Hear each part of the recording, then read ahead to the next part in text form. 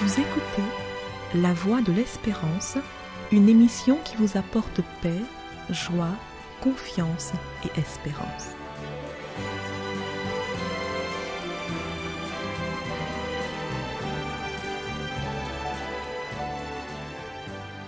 Bonjour la Guyane et bonjour à tous depuis la Guyane.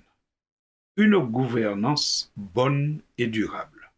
Plus que jamais, beaucoup en rêvent d'une gouvernance bonne et durable, alors que nous sommes dans un monde qui a pour caractéristique le changement et l'instabilité.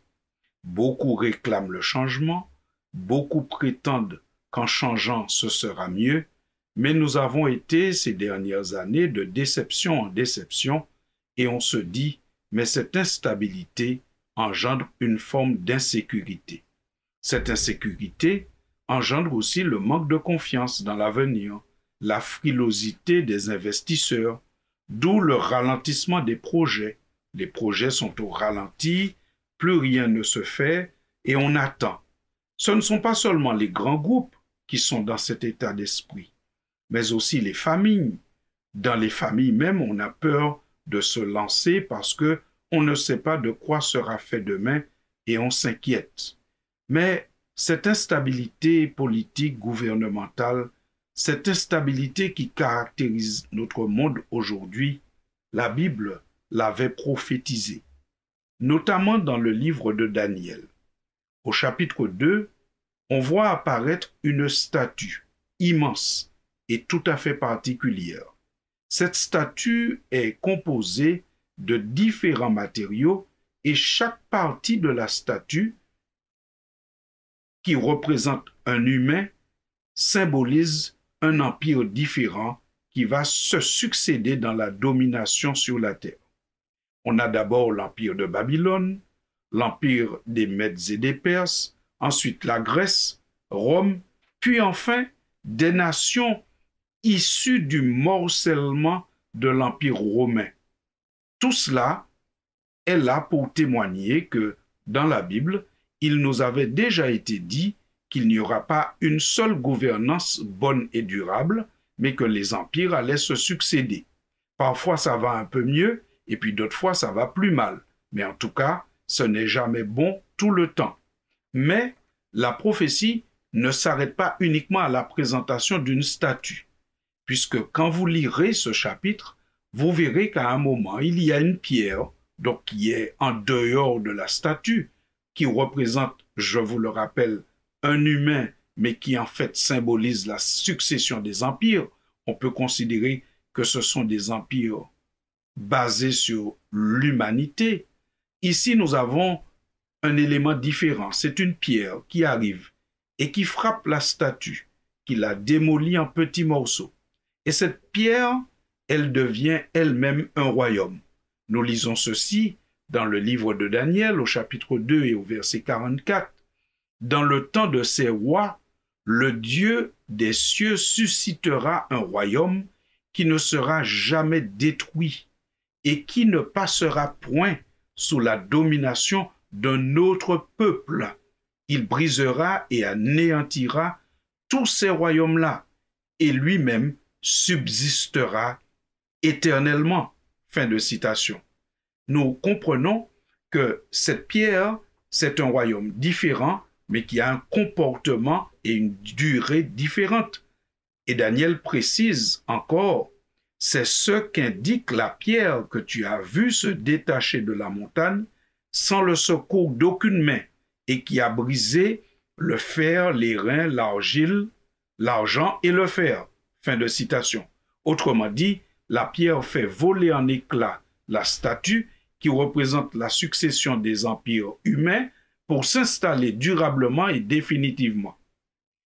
Nous avons donc un espoir, l'espoir que la stabilité gouvernementale viendra un jour et elle sera non seulement stable, cette gouvernance, mais elle sera éternelle.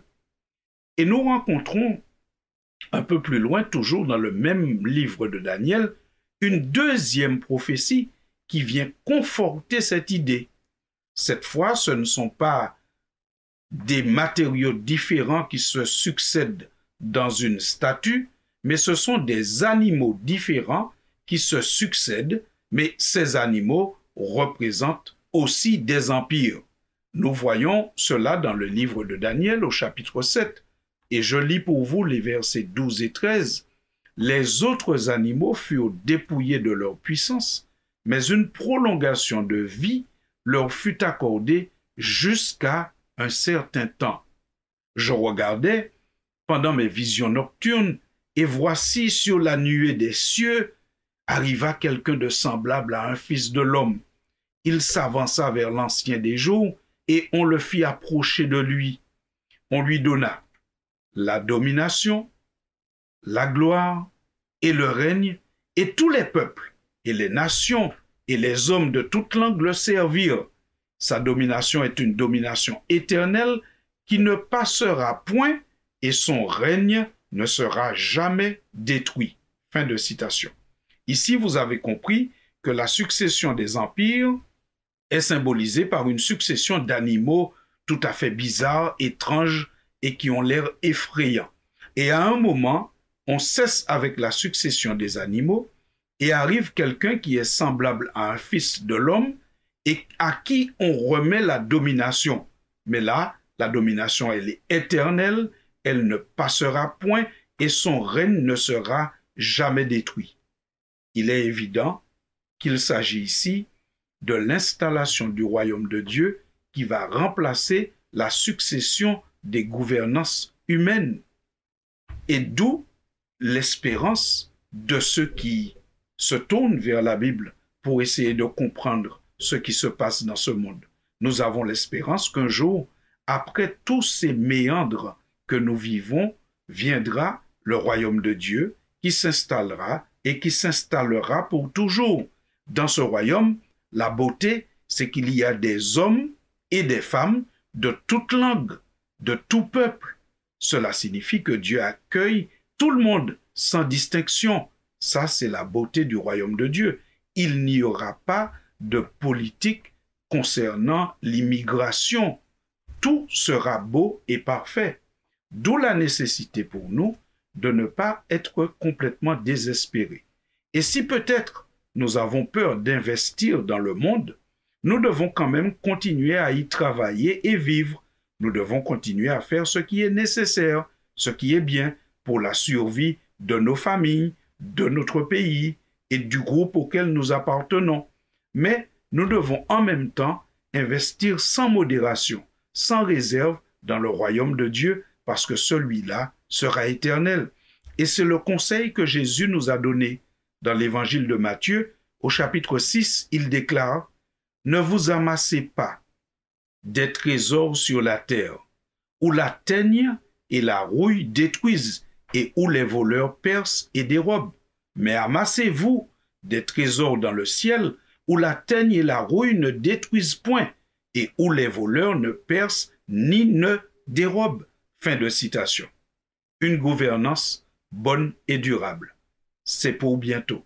Alors, investissons et engageons-nous tous pleinement dans le parti du Seigneur qui promet et qui fera ce qu'il promet. Chers auditeurs de la Voix de l'Espérance, merci d'avoir partagé cette chronique avec nous et nous vous disons à bientôt. C'était La Voix de l'Espérance, une émission préparée par l'Église adventiste du 7e jour. Si vous désirez avoir une copie de la causerie d'aujourd'hui, demandez-la. Elle vous sera donnée gracieusement. Écrivez à La Voix de l'Espérance, boîte postale 169 97 324, Cayenne, CEDEX, ou téléphonez au 0594 25 64 26. Merci chers auditeurs et à bientôt.